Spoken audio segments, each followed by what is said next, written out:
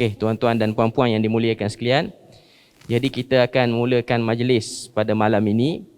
Dan untuk soalan pertama yang saya ingin ajukan kepada Sahibus Samahah Datuk Mufti, iaitu berkenaan dengan satu isu yang mana isu ni masih lagi hangat diperkatakan, terutamanya di kalangan para agamawan, dan ianya juga menjadi satu kemusykilan di kalangan masyarakat awam khususnya, iaitu berkenaan dengan ada satu jabatan mufti di sebuah negeri di Malaysia ini yang telah menerbitkan satu risalah berkenaan dengan zikir hu, zikir menggunakan lafaz hu.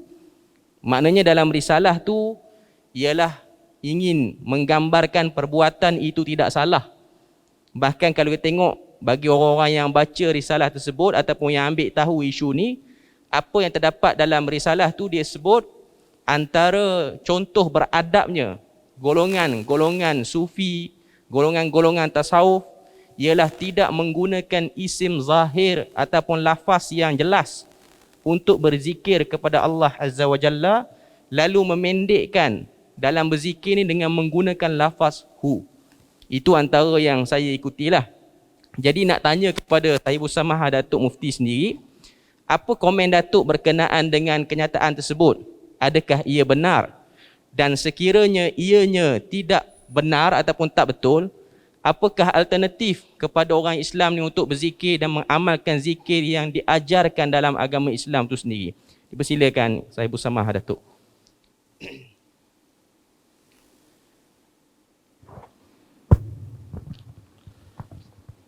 Assalamualaikum warahmatullahi wabarakatuh. Alhamdulillah wassalatu wassalamu ala Rasulillah wa ba'd. Yang dikasihi Al-Fadhil Ustaz Qarni sebagai pengurusi moderator pada malam ini, pengurusi masjid, Tuan Imam, ahli jawatan kuasa, ashabul fadilah, asatizah dan tuan-tuan yang dirahmati Allah. Saya tengok bahagian wanita ni sesak sangat. Boleh kita main ke depan sikit bagi yang belakang tu dia orang boleh solat. Saya rasa dia pun nak solat. Genjak depan sikit boleh ke? Bagi orang perempuan boleh gerak depan sikit ke, bagi satu saf dia bawah.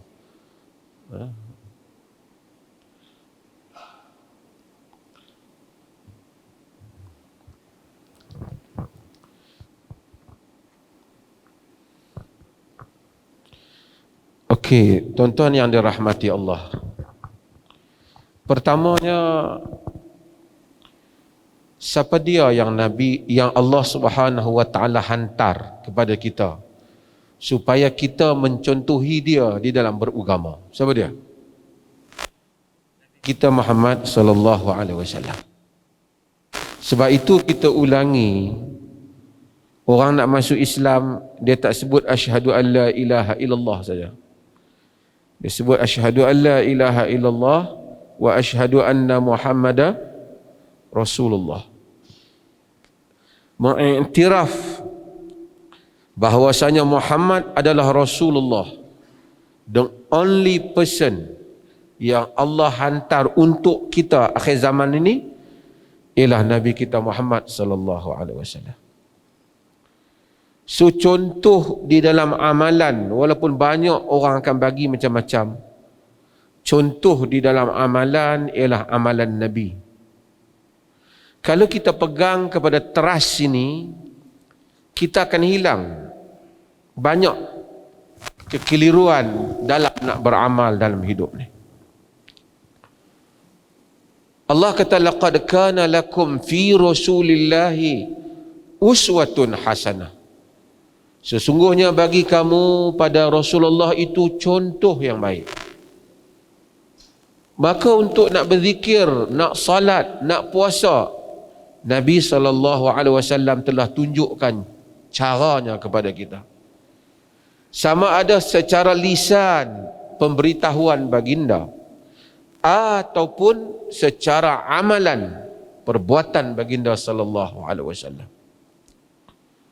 Manusia banyak benda dia nak andai sendiri. Bukan benda baru. Sejak zaman dahulu lagi, itu yang selalu kita sebut, apa yang Imam Malik tegur apabila seorang datang, dia nak berihram, tanya Imam Malik mana tempat untuk dia berihram yang sesuai dengan ihram.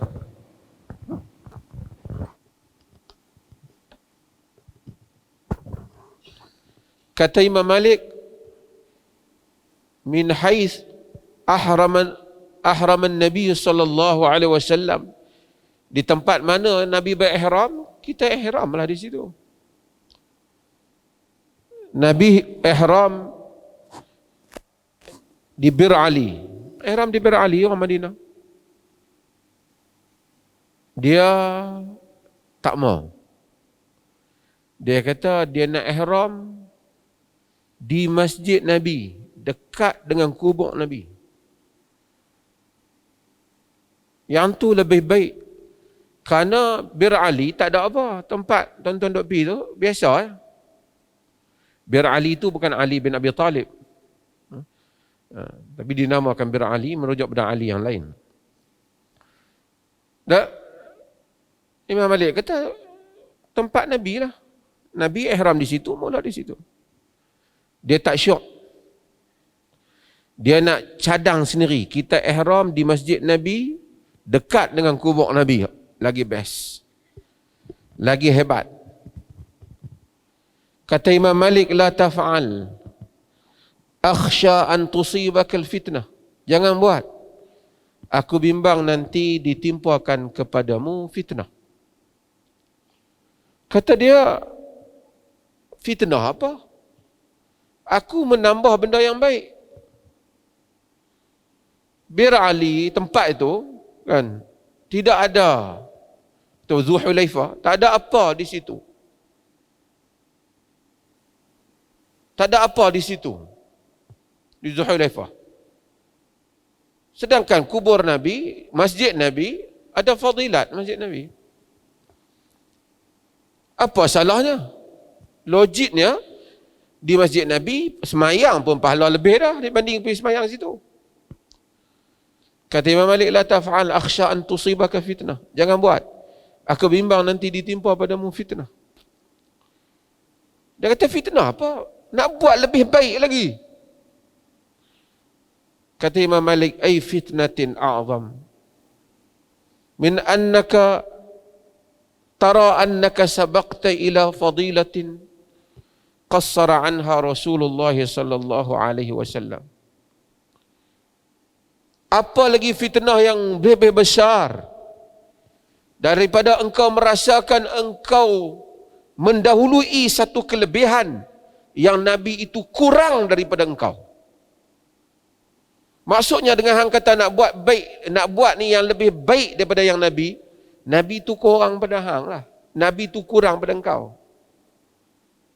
Sedangkan Allah menyatakan, falyahdharil ladzina yukhalifuna an amrihi an tusibahum fitnah aw yusibahum azabun alim. Berhati-hati orang-orang yang menyanggahi Rasul, nanti ditimpakan kepadanya fitnah, kepada kamu fitnah, dan timpa kepadanya, ditimpa pada mereka fitnah dan timpa pada mereka azab yang pedih. Pasal menyanggahi Rasul sallallahu alaihi wasallam. Dalam teori Nabi ajar. Sebab itu Al-Qarafi dalam Al-Furuq dia sebut tentang masalah zikir selepas salat. Kita nak zikir subhanallah, subhanallah 1000 kali tak apa. Tapi selepas solat Nabi kata 33, buat dulu 33, hak Nabi dulu. Subhanallah 33 kali, alhamdulillah 33, Allah, hak tu dia 33. Tak payah nak buat jadi 37, tak payah. Dia bagi yang tu. Bukan kata zikir tu tak baik. Mengikut Nabi tu yang baik. Lepas tu habis hadiah dah, Nabi dah. Pada waktu yang lain nak subhanallah 10,000, 100,000 pun tak apalah. Tempat yang Nabi jangan kita ganggu. Yang sudah ada petunjuk baginda. Sebab tu Allah kata apa? Ya ayyuhalladzina amanu la tuqaddimu baina yadayillahi wa rasulih.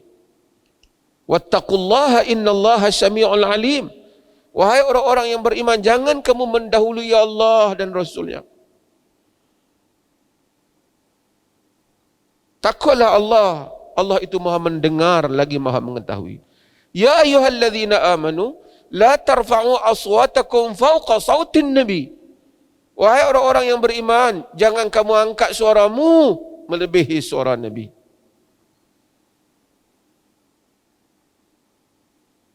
Kata para ulama, kalau Nabi ada, jangan angkat lebih pada suara Nabi. Abu Bakar dan Umar merasa bersalah kerana bertengkar depan Nabi.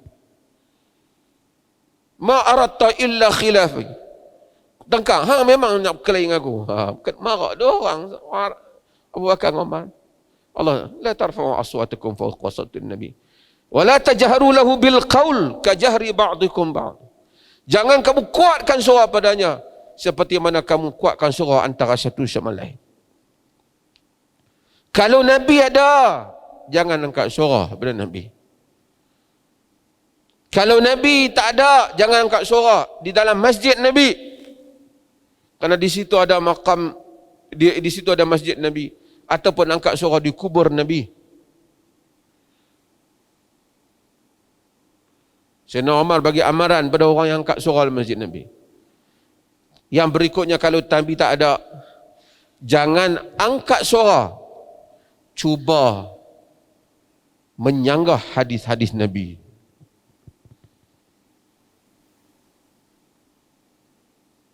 Ada orang kata, saya baca tentang yang disebut oleh Ustaz Qarni tadi tentang buku tentang zikir hu ni. Dia kata orang yang zikir hu tu lebih beradab kepada Allah daripada sebut Allah Ar-Rahman, sebut nama tu tak beradab. Sebut hu, dia, itu lebih beradab. Kalau kau kata macam tu, artinya Nabi ajak selama ni tak beradab lah.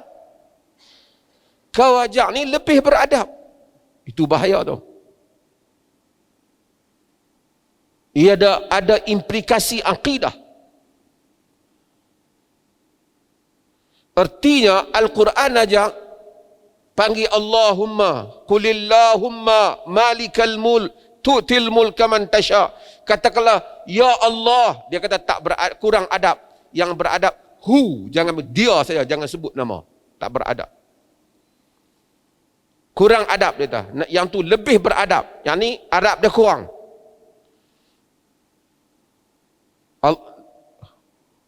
Quran kata qul ud'ullah aw ud'ur rahman. Panggillah Allah, panggillah Ar-Rahman. Tak beradab dibandingkan dengan hu, lebih beradab. Saya pelik je ke jabatan yang berstatuskan agama keluarkan buku seperti itu. Masalah tu akidah tu. Artinya Al-Quran, sunnah kurang adab dibandingkan amalan yang dicadangkan itu. Ini benar-benar menyanggahi apa yang telah diajar oleh Allah dan Rasul. Kemudian dia nukil buku tu, buku ni. Buku banyaklah. Tapi mana nak sama segala buku tu dengan petunjuk Allah dan Rasul. Kullu ahadin yu'khadhu min kalamihi wa yutrak illa al-ma'sum sallallahu alaihi wasallam. Semua orang diterima, dipakai dan ditolak cakapnya melainkan Nabi yang maksum. Imam Malik tunjuk ke kubur Nabi, illa sahibu hadzal maqam, melainkan tuan punya kubur ini.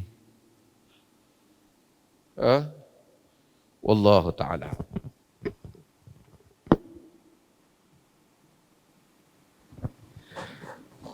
Terima kasih diucapkan kepada Sahibus Samahah Datuk untuk soalan yang pertama tadi. Jadi kita dapat kejelasan tentang di manakah kedudukan yang sebenarnya untuk kita ikut dalam kita berzikir ni. Okay. Jadi seterusnya soalan yang kedua yang akan diajukan ialah berkenaan dengan ilmu laduni. Ilmu laduni ni selalunya dikaitkan dengan Nabi Khidir alaihissalam. yang diceritakan dalam suratul Kahfi. Okay. Jadi soalannya ialah bagaimanakah dakwaan golongan yang mengatakan bahawasanya pada zaman sekarang ni masih lagi ada orang yang boleh dapat ataupun akses ilmu laduni. Kalau dia tak dapat akses pun dia boleh akses dengan Nabi Khidir alaihi salam. Bahkan kalau kita tengok ada kenyataan daripada negara jiran kita ni, ada satu orang penceramah dia sebut lambang kumpulan kita ni diilhamkan daripada mimpi Nabi Khidir alaihi salam. Jadi sejauh mana kenyataan itu, adakah ianya termasuk daripada benda furuk akidah ataupun benda yang boleh mencederakan akidah orang awam ataupun orang Islam sekiranya perkara ni tidak dijelaskan dengan baik. Dipersilakan kepada Sahibul Samaha, Datuk. Bismillahirrahmanirrahim. Pertama ialah tentang ilmu laduni. Ilmu laduni ialah perkataan yang diambil daripada yang tadilah yang Ustaz Qarni sebut. Ketika Nabi Musa alaihi salam apabila dia mencari orang untuk mencari Nabi Khidir yang Allah Subhanahu wa taala ceritakan di dalam surah apa? Suratul Kahf, dalam surah Al-Kahf. Dan kemudian dia jumpa fawajada 'abdan min ibadina atainahu rahmatan wa minna wa 'allamna atainahu rahmatan wa 'allamnahu min ladunna ilma. Fawajada 'abdan min ibadina, kemudian dia berjumpa dengan 'abdan min ibadina. Nabi fawajada, mereka berdua jumpa 'abdan min ibadina, hamba di kalangan hamba kami. Atainahu rahmatan, yang kami berikan kepadanya rahmat. Wa 'allamnahu min ladunna ilma, dan kami ajar kepadanya dari sisi kami, min ladunna ilma, dari sisi kami ilmu.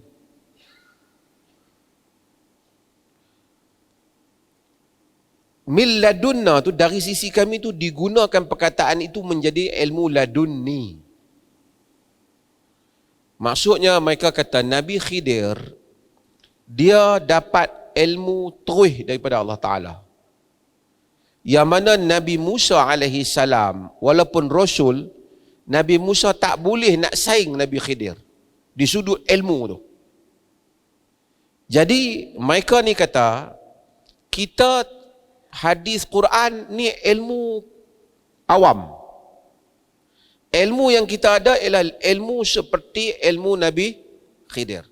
Ilmu ni namanya ilmu ladun ni. Dan mereka buat contoh yang lain lah. Mereka contoh lelaki yang telah dapat mendatangkan singgasana Ratu Sabak, ataupun kita panggil Balqis. Quran tak sebut Balqis, dia panggil Balqis kepada Nabi Sulaiman alaihi salam. Kata dia, Allah kata qala allazi indahu ilmun minal kitab ana atika bihi qabla an yartadda ilaika tarfuk.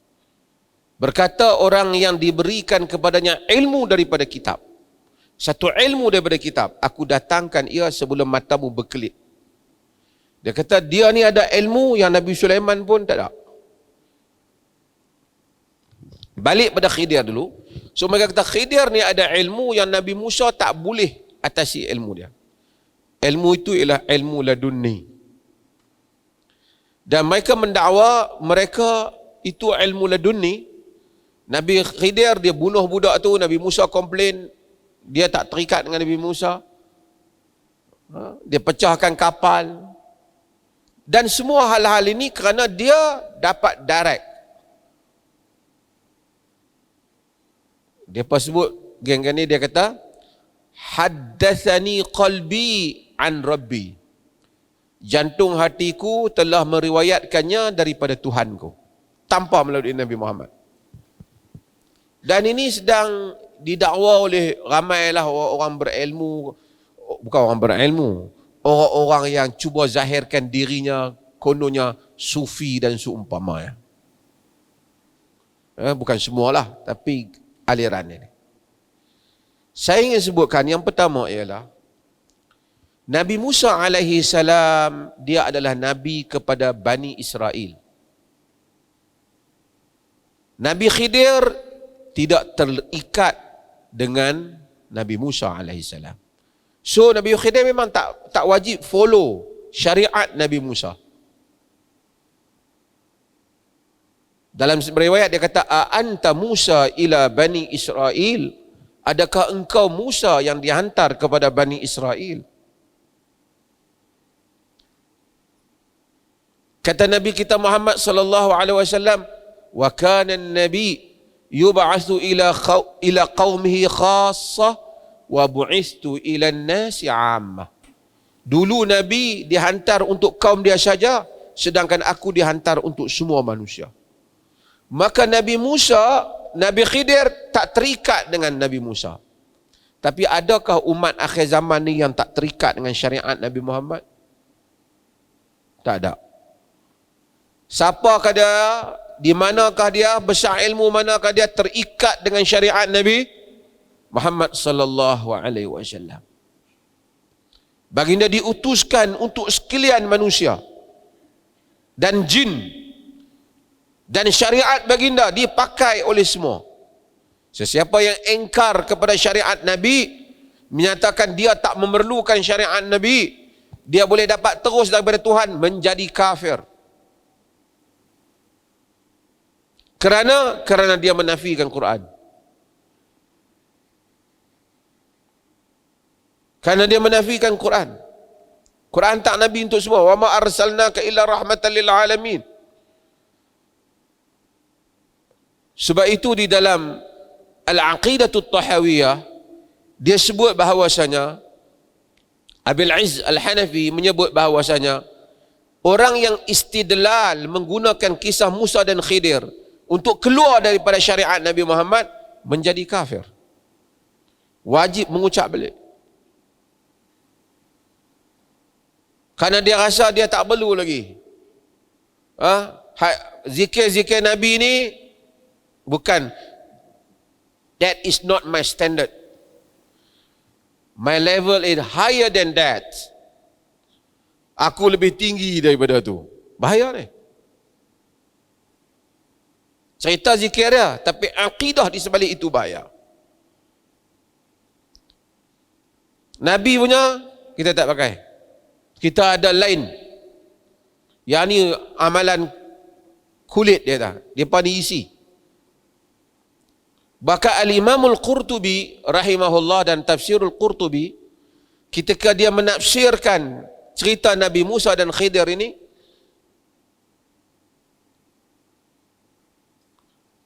tentang atainahu rahmatan min indina wa 'allamnahu min ladunna ilma, bahwasanya diberikan rahmat daripada sisi kami dan diberikan kepadanya ilmu daripada kami.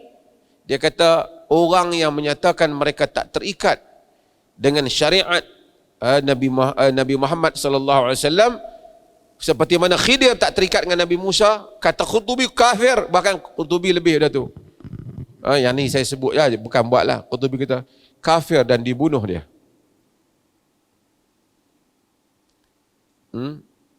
Kena murtad maksudnya. Tapi tak apalah, dia sebut dalam kitab dia lah, Imam Qurtubi Andalusi.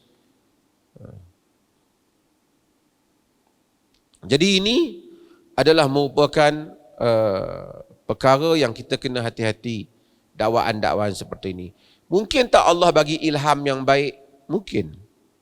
Mungkin tak Allah ajar ilmu pada satu orang? Mungkin. Tapi tak mungkin mengajar satu syariat baru yang mana menyanggahi apa yang telah diturunkan kepada Rasulnya Muhammad sallallahu alaihi wasallam. Abdul Rahman bin Auf kata Umar, fa innahu mulham, dia mendapat ilham. Ada orang dapat ilham. Allah campakkan ilham rabbani. Allah campakkan ilham ketuhanan dalam dada dia. Tapi bukan syariat.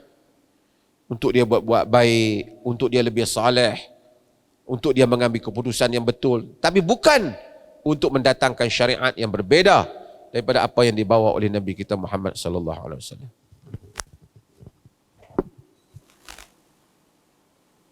Okay, terima kasih Datuk. Seterusnya kita pergi kepada soalan yang lebih kepada isu semasa yang berlegar di media sosial. Okay. Iaitu tentang isu satu hantaran yang famous di media sosial sekarang ni yang dibuat oleh satu orang ustazah. Saya tak nak sebutlah ustazah apa. Okay. Cuma dia sebut dalam hantaran dia tu, dia kata anak-anak yang autism, delay speech, yang ada penyakit autism, yang lambat bercakap, mereka ini ialah anak-anak yang terkena gangguan jin. Terkena gangguan jin. Okay. Jadi hantaran itu popular sebab ada page-page kesihatan yang besar di Malaysia, antaranya Public Health Malaysia, dia ada sebut ini ialah bahagian pada stigma autism. Jadi nak minta komen pada Sahibu Samahah Datuk tentang sikap sebahagian orang yang terlalu mudah mengaitkan sakit ni dengan gangguan jin, sakit ni ada unsur-unsur mistik padanya. Padahal sakit-sakit itu hanyalah sekadar sakit yang telah didiagnos oleh pihak kesihatan bahawasanya ialah normal. Okay. Jadi nak minta Datuk, apakah komen Datuk dalam isu ini? Persilakan Datuk.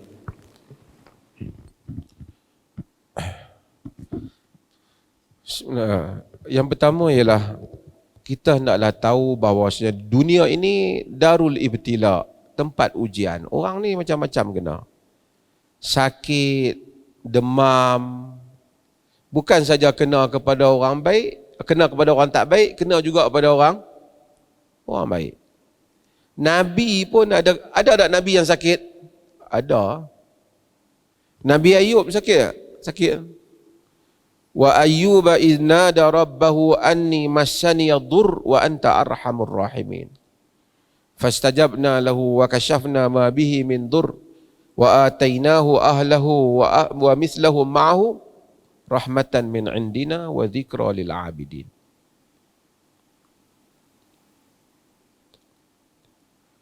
Wa ayyuba iznada rabbah, dan Nabi Ayub bila dia seru Tuhan dia, anni massani yadur, aku ini telah ditimpa dur, mudarat, sedangkan Engkau yang maha pengasih di kalangan pengasih. Allah kata fastajabna lahu, kami sambut doa dia. Wa kashafna ma bihi min dur, dan kami singkapkan mudarat yang kena pada dia. Wa atainahu ahlahu wa mithlahum ma'ahum, kami berikan kepada dia kaum keluarga dia dan yang seumpama mereka.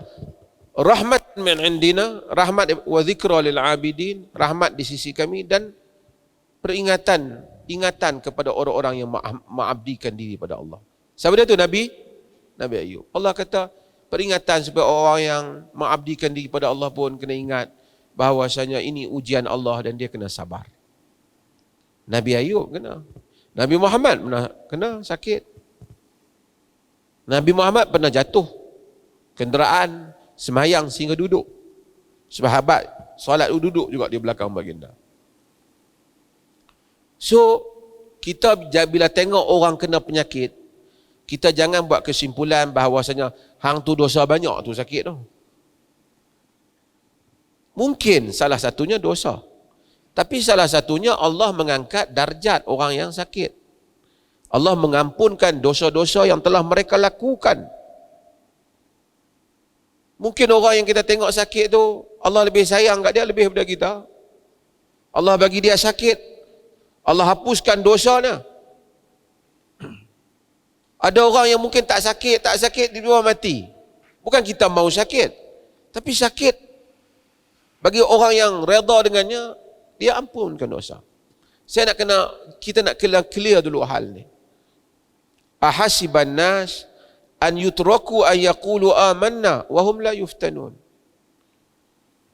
Apakah manusia menyangka kami akan membiarkan mereka menyatakan beriman sedangkan mereka tidak diuji? Allah uji mereka. Itu dulu. Kemudian ada tak kita ni disentuh oleh syaitan tak? Nabi dalam hadis yang diriwayatkan oleh Imam Muslim, Nabi kata, kullu bani Adam massahu syaitan yawma waladathu ummuhu illa Maryam wa ibnaha. Semua anak Adam disentuh oleh syaitan pada hari ibunya melahirkannya, melainkan Maryam dan anaknya. Siapa anak dia? Nabi Isa. Maryam tak disentuh oleh syaitan pada hari dia lahir. Mak dia doa, inni u'izuha bika wa zurriyataha minasyaitanir rajim. Aku memohon perlindungan untuknya denganmu wahai Tuhan dan zuriatnya daripada syaitan yang direjam. Yang lain kata Nabi, syaitan sentuh.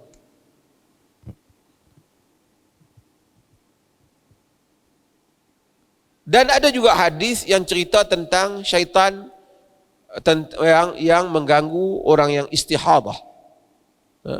Tapi itu semua taklah kata bahawasanya sebab kau ni autism, sebab dulu bersetubuh tak bismillah ke apa. Ini kalau nak kira yang tu, anak-anak orang bukan Islam memang semua tak bismillah. Kalau tidak semua autism.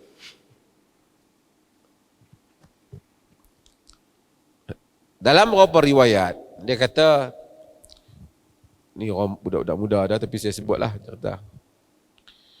Orang-orang Mekah ni bila menggauli isteri mereka,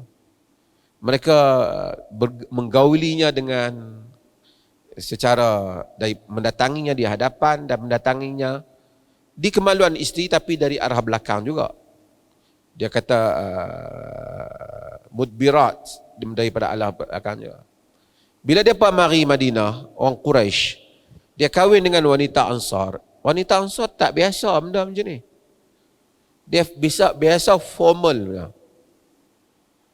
Satu katanya sebabnya orang Yahudi kata kalau orang yang datangi isteri daripada bukan pada duburnya tapi daripada arah belakangnya, pada kemaluannya, anak mata jadi julin.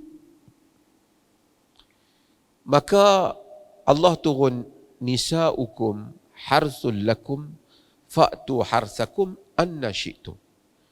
Isteri-isteri kamu adalah ladang-ladang kamu. Datangilah ladang-ladang kamu macam mana pun yang kamu mau. Maksudnya ladang tu pada tempatnya lah. Tempat yang subur ladang ialah kemaluan isteri lah.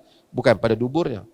Tapi pemikiran yang seperti itu dulu adalah julin dan seumpamanya. Tapi ini mungkin dia kata memang disunatkan untuk orang baca doa ketika dia menggauli isterinya, tapi tidaklah itu menunjukkan yang jadi autism tu semuanya kerana tidak bismillah sehingga anak jadi autism. Tidak ada dalil yang seperti itu. Okay. Terima kasih diucapkan kepada Sahib Samahah Datuk di atas respon tadi. Jadi kita terus kepada soalan-soalan lain.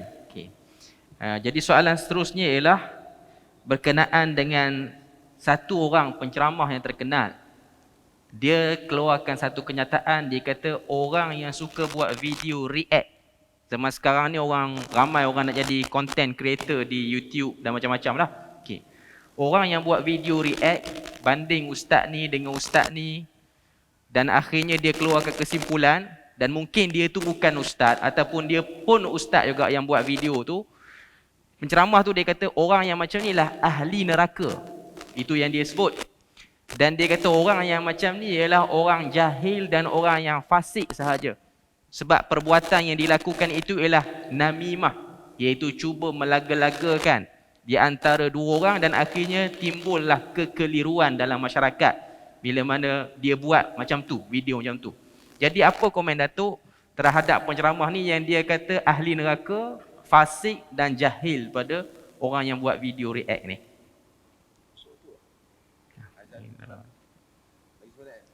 Kita habiskan soalan ni dulu. Azan dulu. Azan dulu. Azan.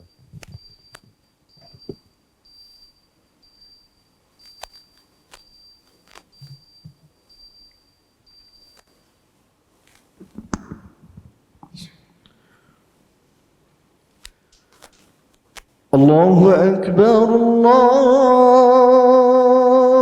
أكبر الله أكبر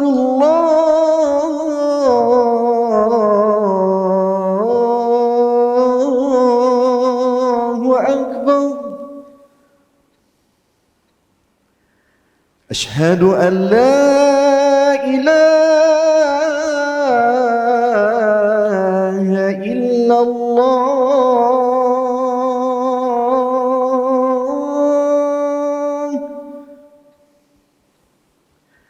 أشهد أن لا إله إلا الله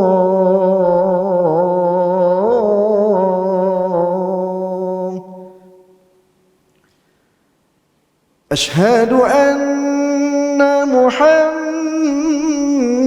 محمدا رسول الله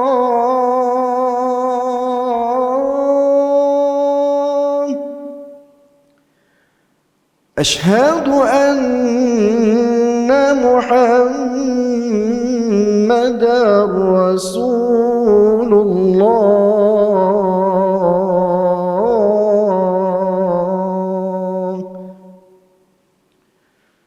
حي على الصلاة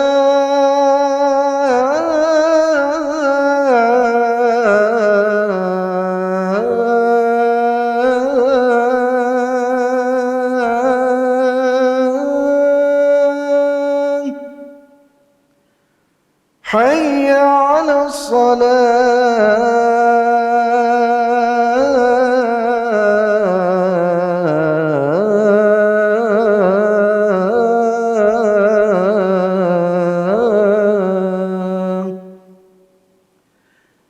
حي على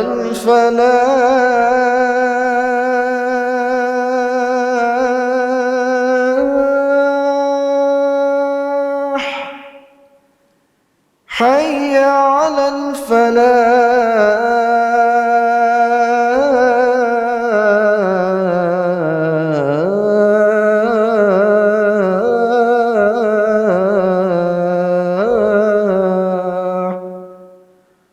الله أكبر الله أكبر لا إله إلا الله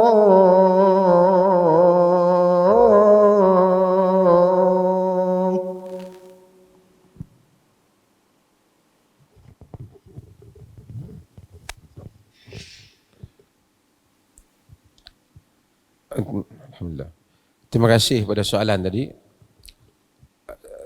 Pertama ialah ada dua keadaan.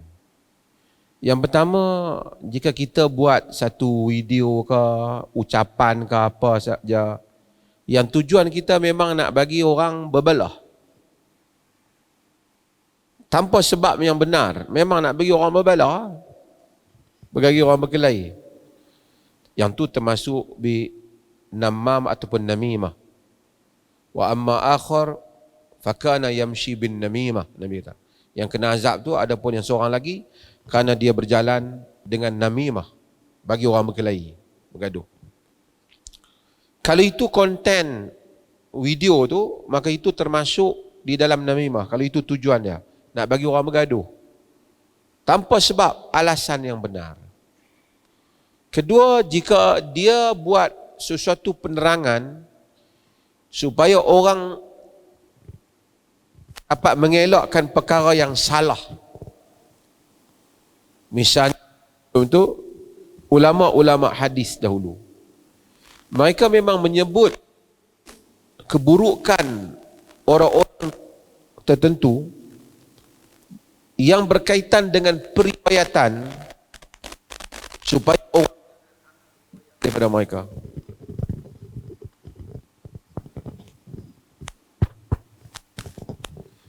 Supaya orang jangan ambil riwayat mereka.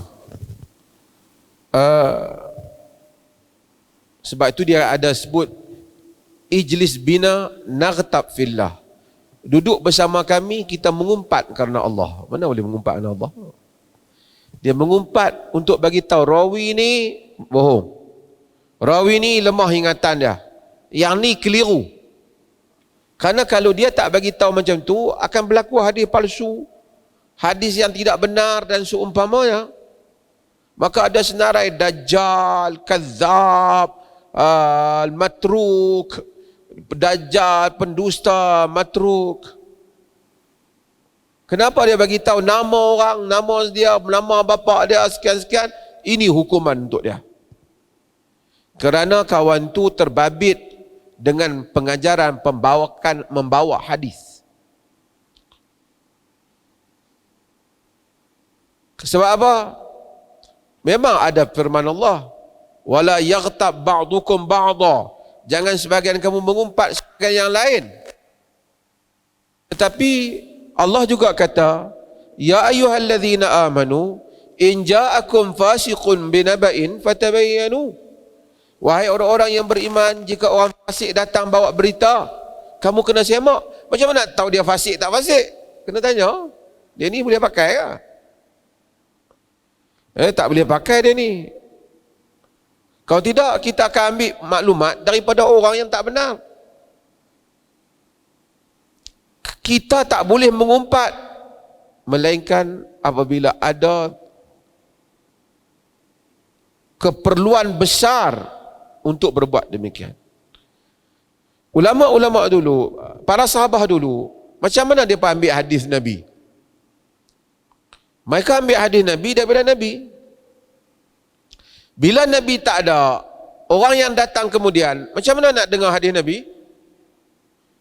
Mereka tanya sahabat Nabi. Sahabat Nabi akan beritahu, dahulu Nabi bagi tahu begini, dahulu Nabi tak bagi tahu begini, dahulu Nabi buat begini. Sahabat tak timbul masalah. As-sahabatu kulluhum udul. Sahabat semuanya adil di sisi ahli sunnah wal jamaah. Tapi yang jadi masalah, bila mai yang kemudian, yang tak jumpa sahabat, dia tanya siapa? Dia tanya orang yang tanya sahabat. Dia kata dah hari itu Abu Hurairah kata macam ni. Kau ni kata hari itu ada Abu Hurairah kata macam ni. Macam mana kalau kawan tu bohong? Itu Jabir kata macam ni. Aku mendengar Abdullah bin Umar kata begini. Bagaimana kalau dia bohong? Macam mana kalau datang lagi, kemudian lepas daripada tabi'in, lepas daripada tu lagi, bohong?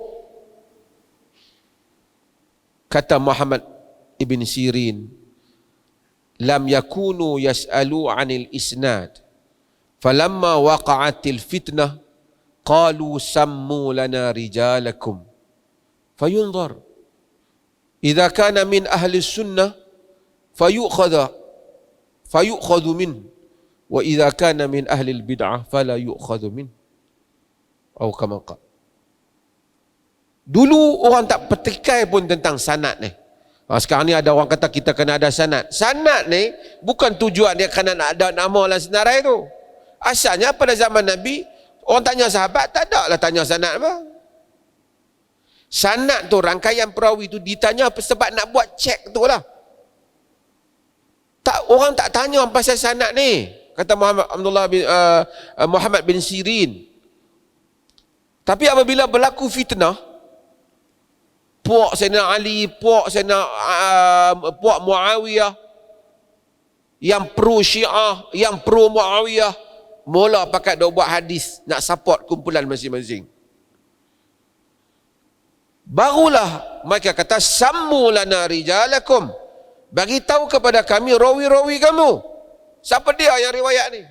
Fayunzar, dilihat jika sekiranya daripada ahlul hadis, diterima. Jika perkara di kalangan ahlus sunnah, diterima. Jika sekiranya di kalangan ahlul bid'ah, maka tidak diterima hadisnya. Ahlus sunnah tu bukan ahli sunnah kemudian ni duk cerita mazhab-mazhab ni.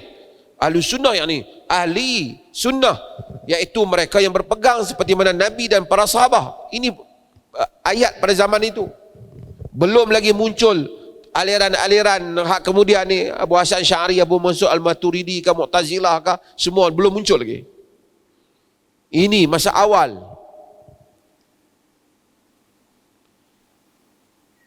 Ibnu Abdul Barr dalam At-Tamhid, dia sebut, dia kata, inna hadzal ilm dinun. Sesungguhnya agama ini, sesungguhnya ilmu ni, ilmu yang kita mengaji, din, adalah agama. Tanpa ilmu ni mana nak datang Islam?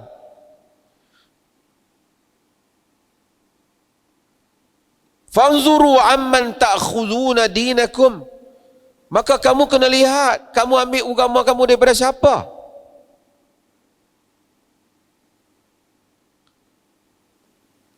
Kata Imam Malik, laqad adraktu sab'ina rajulan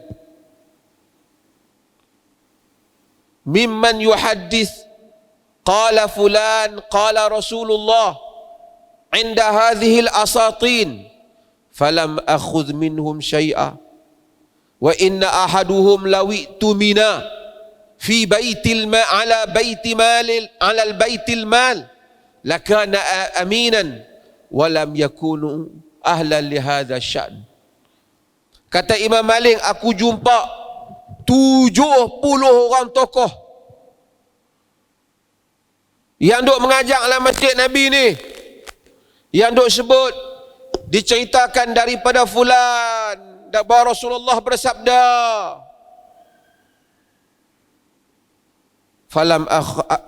fama akhadtu minhum syai'a, fama akhadtu minhum syai'a, aku tak ambil pun sikit daripada mereka. Sebab apa? Tapi kata Imam Malik, wa inna ahaduhum lawi'tu mina ala baitil mali lakana aminan. Mereka ini jika diberi tanggungjawab jaga baitul mal, mereka amanah. Tapi walam yakunu ahlu li hadha sya'n, tapi mereka bukan ahli hadis. Tak berupaya mereka untuk menjaga hadis, walaupun mereka baik, maka aku tak ambil. Falamma qadima alaina Ibnu Syihab kunna nazhamu ala babih. Apabila Ibn Syihab Az-Zuhri datang, semua kami berpusu-pusu pergi mengaji dengan dia. Yang ni ahli hadis. Maksudnya apa? Para ulama, kita bacaan kitab hadis, akan mereka sebut rijal, boleh pakai, tak boleh pakai, boleh pakai, tak boleh pakai. Kalau tujuan dia untuk menjawab penyelewengan, video tu nak menjawab penyelewengan, ikhlas, di atas dasar ilmu, maka itu termasuk dalam penyebaran ilmu. Jika ia hanya untuk bagi orang bergaduh saja, tak ada ilmu, tidak ada apa, hanya tujuan nak bagi orang puak fanatik saja, bergaduh sama sendiri, ia termasuk di dalam namimah. Wallahu a'lam. Terima kasih kepada Sahibus Samahah Datuk. Kemudian soalan seterusnya ialah berkenaan dengan dekatnya kita dengan bulan Ramadan Al-Mubarak yang akan datang kurang pada seminggu ni. Jadi nak minta panduan daripada Sahibus Samahah Datuk berkenaan dengan cara untuk menghidupkan malam dalam bulan Ramadan, iaitu dengan qiyam ataupun kita sebut dengan salat tarawih. Bagi orang-orang yang ada komitmen dengan kesibukan yang banyak ni, maknanya mungkin dia kerja pada waktu orang buat salat tarawih di masjid, macam mana cara dia nak buat salat tarawih. Dan juga bagi orang-orang perempuan yang tak dapat datang ke masjid, mungkin kerana ada kewajipan-kewajipan, suami dia dah datang salat di masjid, lalu dia nak ulang balik qiyam tu di masjid, macam mana panduan dia? Jadi minta panduan daripada Sahibus Samahah Datuk untuk qiyam dalam bulan Ramadan bagi masyarakat awam. Wallahu a'lam. Bismillah. Mudah-mudahan insya-Allah kita dapat masuk Ramadan tahun ni. Yang pertama ialah, bila datang Ramadan kita hidupkan. Bukan bulan Ramadan pun kita disuruh menghidupkan malam, bertahajud, qiyamul lail. Apatah lagi pada bulan Ramadan.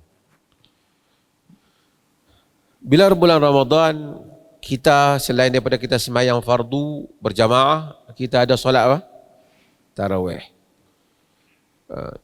Soalan tadi mungkin tanya, macam mana kalau dia boleh tarawih di rumah, isteri duk kalut. Dia mungkin boleh tarawih di masjid, isteri apa? Di rumah sibuk urusan itu dan ini. Bolehkah kalau satu orang tu semayang di masjid, kemudian balik di rumah, dia pula jadi imam sekali lagi untuk isteri dah? Macam tuan-tuan macam ni lah, tak nanti tarawih lah. Tuan-tuan mai semayang Isya ni, balik rumah isteri kita lah, abang pergi masjid, dia dengan anak-anak duduk di rumah. Tak dan. Tak apa jadi imam, abang jadi imam lagi sekali. Tadi semayang dah Isya, semayang pula Isya lagi sekali. Hak tadi jadi makmum, hak kedua jadi imam. Boleh tak? Boleh tak? Boleh. Di dalam hadis Jabir bin Abdullah, dia menyatakan, kana Mu'adzan yusalli ma'a Rasulillah sallallahu alaihi wasallam summa ya'ti qaumahu fayusalli bihim wa yusalli bihim. Dia Mu'adz ni dia semayang dengan Nabi di masjid Nabi. Bila balik daripada masjid Nabi, dia pergi ke kaum dia Bani Salamah, dia pergi jadi imam mereka pula. Mereka perlukan imam, dia balik, dia jadi imam mereka pula. Hadis ni menyebabkan para ulama menyatakan bahawasanya boleh untuk satu orang pergi semayang lagi sekali, jemaah lagi satu, kerana keperluan seperti mana dia nak jadi imam, ataupun jemaah sekatu lagi ni lebih besar.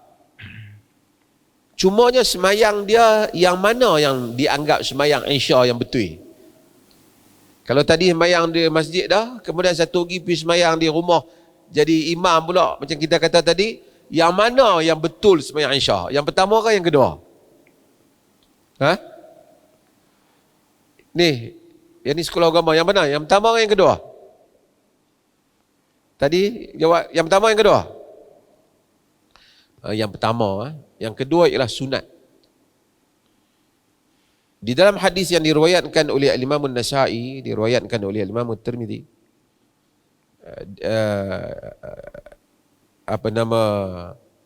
Yazid bin Aswad Al-Amiri, dia meriwayatkan, dia kata, syahidtu ma'a Rasulillah sallallahu alaihi wasallam salat al-fajr fi masjid Khaif, fi masjidil Khaif. Aku menyertai Nabi SAW yang jadi makmum, menyaksikan Nabi semayang subuh di Masjid Khaif. Masjid Khaif di mana? Tuan-tuan pergi Arafah, kan? Jadi di Masjid Khaif. Selepas itu, apabila Nabi SAW, falamma qada salatahu, apabila Nabi selesai semayang dia, fa idza huwa bi rajulaini fi akhiril qaum lam yusalliya ma'ahu. Tiba-tiba ada dua orang, bila Nabi dah bagi salam, Nabi tengok ada dua orang dalam jemaah tu yang duduk ujung dia, apa tak semayang dua orang tu. Lepas tu Nabi SAW tengok apa tak semayang. Nabi tengok dua orang ni tak semayang, orang lain semayang. Nabi kata, alayya bihima, bawa dua-dua tu mai kat aku. Dalam riwayat tu kata, fa utiya bihima yarta'u qasifahu. Datang kedua-duanya dalam keadaan ketak, takut. Nabi tu bukan kejam, tapi seriau lah. Nabi tanya, ma mana'akuma an tusalliya ma'ana? Apa yang menghalang kamu berdua daripada solat bersama kami? Qala, depa kata, ya Rasulullah, qad sallaina fi rihalina. Wahai Rasulullah, kami dah semayang dah di rumah kami. Dia main masjid, macam setengah orang main masjid, tak semayang. Orang semayang tak semayang, dia duduk ujung. Kami dah semayang dah di rumah kami. Nabi kata, la taf'ala. Jangan buat macam tu. Nabi kata, idza sallaituma fi rihalikuma summa ataituma masjida jama'atin fasalliya ma'ahum fa innaha lakum nafilatan. Fa innaha lakum nafilatun. Kalau jangan buat macam tu. Kalau kamu dah semayang di rumah kamu, kemudian kamu di satu masjid yang orang duk semayang jemaah, kamu semayanglah bersama dengan mereka.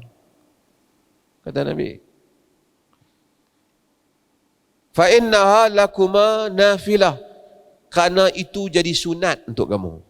Maksudnya yang wajib hak awal, semayang hak kedua tu adalah sunat. Tapi Nabi kata semayanglah. Duduk je orang duk semayang. Artinya kalau kita masuklah masjid, orang duk semayang, pelik kita duduk bersilau siapa? Kata tadi semayang dah. Mungkin macam ni, mai kuliah kan, ada lewat sikit, kita main-main duduk. Nabi kata semayang. Berarti dia ulang semayang tak? Dia ulang lah. Yang pertama fardu, yang kedua sunnah. Berdasarkan hadis ini dan hadis Muaz tadi, yang mana dia kalaulah semayang kedua tu sunat, semayang pertama wajib, semayang kedua jadi sunat. Muaz semayang dengan Nabi, artinya yang pertama tu wajib. Dia semayang yang kedua, dia balik jadi imam dekat kaum dia. Semayang yang kedua tu apa? Tapi orang yang ikut dia belakang dia semayang apa? Semayang apa? Wajib ke sunat? Depa wajib, depa first, depa semayang pertama, dia semayang kedua. Hadis ini menjadi dalil bahawasanya bolehnya orang semayang fardu mengikut di belakang orang semayang sunat. Faham tuan-tuan? Contoh, kita orang duk semayang tarawih, kita semayang isya. Boleh tak?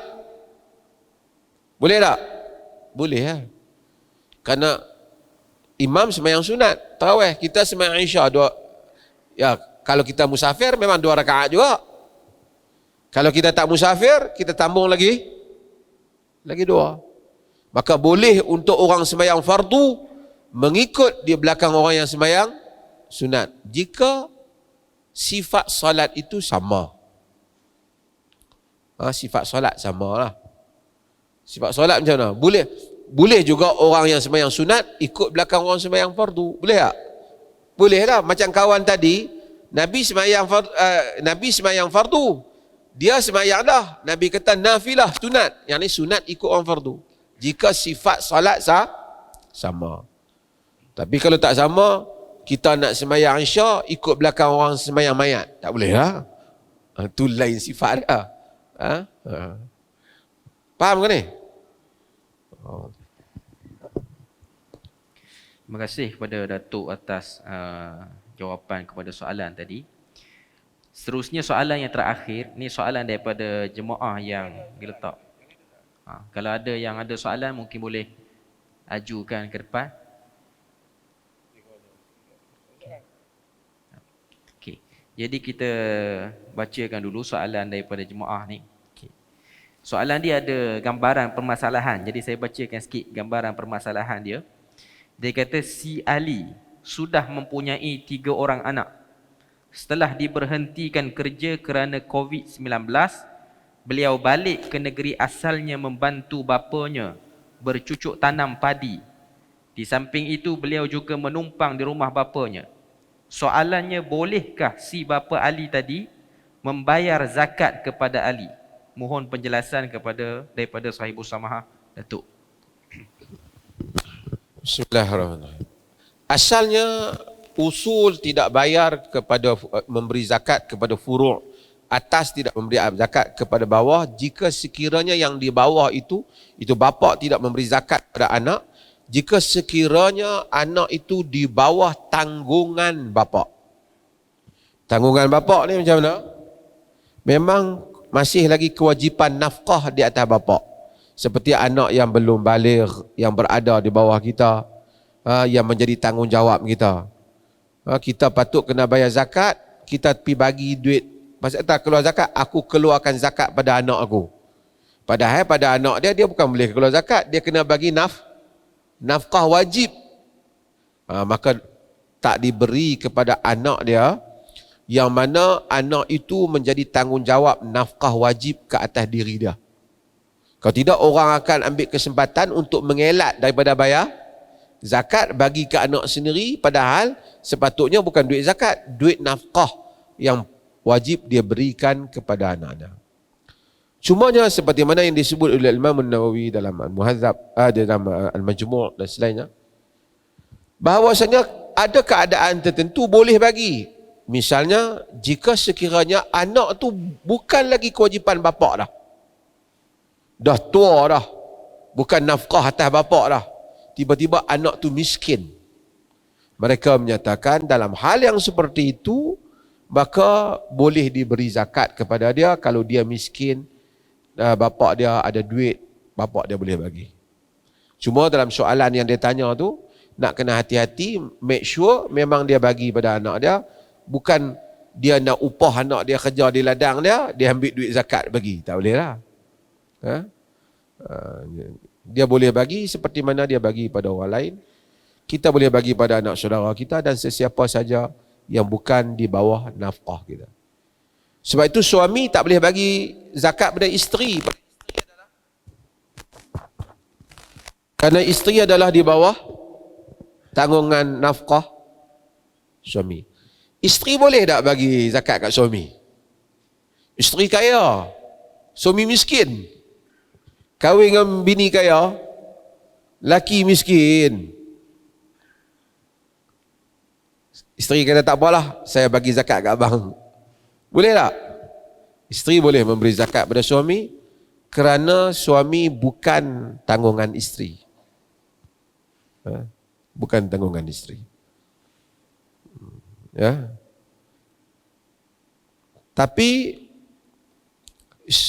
suami tak boleh ambil duit isteri. Jangan zakat hang kira zakat aku, tak boleh. Sebab tu zakat isteri lain. Duit gaji isteri duit gaji isteri.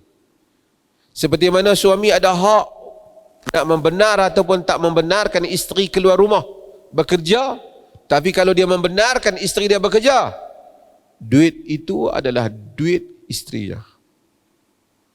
Dia tak boleh ambil melainkan dengan keizinan isterinya. Artinya kalau isteri dia beli ikan RM30 hari itu, isteri dia boleh claim kat dia. Kalau dia kata aku tak mau bayar balik, dia berhutang dengan isteri dia di sisi Tuhan. Dia hutang.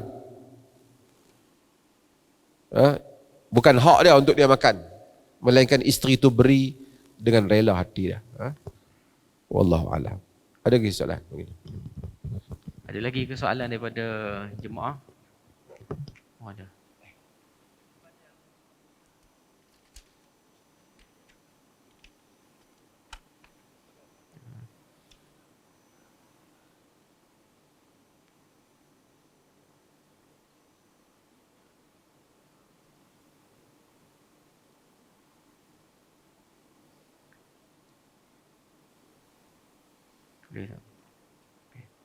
Okey, ada dua soalan daripada jemaah. Okey. Soalan pertama, dia ada satu soalan 1.2 dan 1.1 dan 1.2. Okey.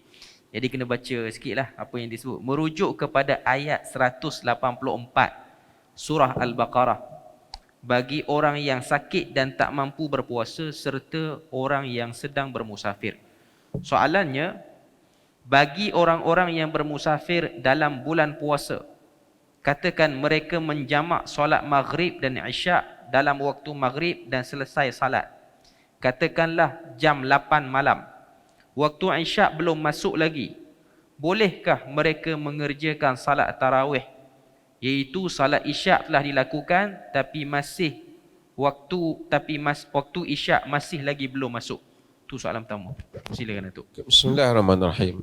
Para ulama ada membahaskan hal ini, termasuk Imam Ibn Taimiyah membahaskannya di dalam Al-Fatawa Al-Kubra, tentang bolehkah di hal ini orang yang telah selesai menjamakkan ini menunaikan solat tarawih. Yang pertama, untuk kita maklumi bahawasanya perkataan solat tarawih itu walaupun digunakan pada zaman salaf, tapi yang digunakan dalam hadis qiyam Ramadan, iaitu man qama Ramadan, sesiapa yang mendirikan Ramadan. Qiyam dalam konteks ini maka ia bermaksud ialah solat sunat yang walaupun Aisyah juga termasuk, tapi solat menghidupkan malam. Malam yang dimaksudkan ini ialah malam selepas daripada masuknya waktu Isya. Pada sisi kebanyakan para ulama. Maka inilah yang dimaksudkan. Maka hendaklah dia menunggu untuk menghidupkan malam itu sehingga masuknya waktu Isya. Walaupun ada qaul yang lain, tapi itu lebih mendekati asal apa yang ditunaikan oleh Nabi SAW. Sehingga Nabi SAW menyukai untuk ditakhirkan Isya itu sendiri, kan? Kerana untuk melewatkan Isya itu disukai, dan selepas daripada itu baru ditunaikan salat malam ataupun qiyam bagi malam ataupun qiyam Ramadan.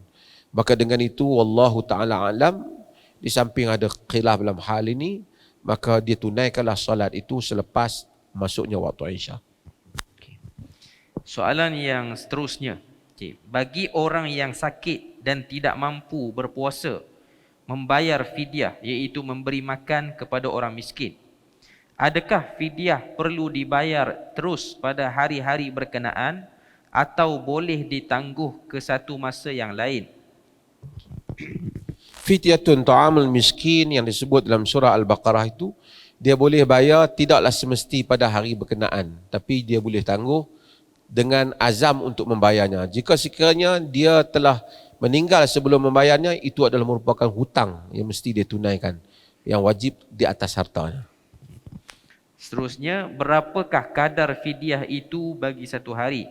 Katakan orang yang sakit itu tidak mampu berpuasa sepanjang bulan Ramadan berkenaan dan beliau meninggal dunia dan fidyah untuk puasa beliau tidak dibayar pada tahun berkenaan. Kemudian pada tahun hadapan barulah warisnya teringat untuk membayar fidyah kepada si mati berkenaan. Perlukah fidyah itu digandakan? Kerana saya mendengar dalam ceramah ada yang mengatakan perlu digandakan. Ada kaul sebahagian hatta di kalangan salaf yang menggandakan.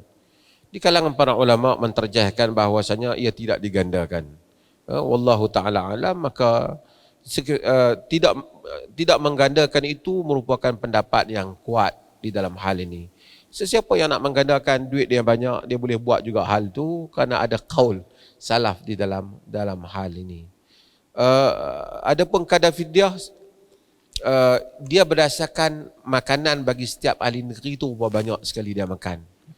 Saya sendiri terlupa, kita putuskan perlih itu berapa ringgit no? RM5 ke RM6 ya? RM5. Kira sekali makan berapa kita dia boleh ni? RM5. Saya ingat itu kita putus nak, saya pun teringat. Tapi kita lebih kurang betul lah RM5-6 lah masuk sekali kita makan. Satu orang bagi, satu orang makan untuk fakir miskin. RM5 lah? Lah RM5 betul. Kok naik tahun ni rasanya RM5 jugalah. RM5 tu kira boleh makan nasi ada lauk lah dengan adat orang kita lah kan. Kerana orang miskin tu merujuk pada orang miskin di tempat kita. Okay. Terima kasih kepada Sahibus Samah Datuk. Ada lagi soalan? Tak ada? Okey, kalau tak ada kita tutup majlis kita pada malam ni. Jadi jazakumullahu khairan diucapkan kepada Sahibus Samah Datuk. Ahsanallahu ilaikum wa asabakumullahu ajra. terhadap jawapan-jawapan yang telah diberikan dalam soalan-soalan yang diajukan tadi. Jadi sekali lagi saya mewakili pihak Jabatan Mufti Negeri Perlis mengucapkan terima kasih kepada pengurusan Masjid Al-Ghufran dan juga muslimin muslimat yang ada pada malam ini bersama-sama dalam program ziarah mufti, dan insya-Allah kita mendoakan supaya kita dapat masuk dalam bulan Ramadan yang bakal tiba, dan insya-Allah akan bertemu pada majlis-majlis yang akan datang bersama dengan Jabatan Mufti. Jadi setakat itu saja kita tangguh majlis kita. Subhanakallahumma wa bihamdik asyhadu an la ilaha illa anta wa astaghfiruka wa atubu ilaik. Wassalamualaikum warahmatullahi wabarakatuh.